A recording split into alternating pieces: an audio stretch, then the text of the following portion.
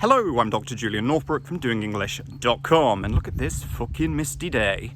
It really is misty as hell. Very common mistake that I see people learning to speak English while making is a reliance on crutches. Now, what exactly do we mean by crutches? Well, by way of analogy, when I was a kid, I had a bicycle, which I absolutely loved, and I had training wheels on it, which was brilliant because I didn't have to worry about learning to ride my bike properly. Balance, all that shit, didn't really matter. The training wheels kept me up. And I was very lazy and I kept them on for far, far longer than I should have done. Until one day, my father, kind of rightly so, said enough is enough, and he took the training wheels off, something I was very upset about because now I couldn't ride the bloody bike properly. I was wobbling all over the place and kept falling off. But I did love my bike, so I persevered and eventually got to the point where I could now ride properly without the training wheels. And I realised something. It was brilliant because now I could ride faster and better than ever before. I realised that the training wheels had actually been ruining my bike riding experience. Now, in terms of learning to speak English well, a very similar and a very common crutch that I see is reliance on captions when watching TV or films.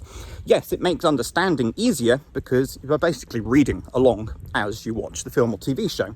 But the problem is your brain gets used to that and it uses that information, and then when you go out and have a real conversation with somebody and they don't have captions, well, you don't have anything to read along to and you don't have a bloody clue what they're talking about, which obviously is not ideal. Other examples of crutches that people rely on. Using a English to your native language dictionary. Never good. You want to cut your native language out as much as you possibly can. Yes, it's easier than using an English to English dictionary, but it just ain't as good. In a similar vein, using a dictionary and looking up every single word that you don't know when you're trying to read something. Yeah, if you keep seeing the word and you really need to look it up to understand what you're reading, then look it up. But if you're looking up every single word, well, that's not ideal because you want to be able to read and understand from the context. Just understand what's going on without worrying about the individual pieces slowing you down and ultimately making the reading experience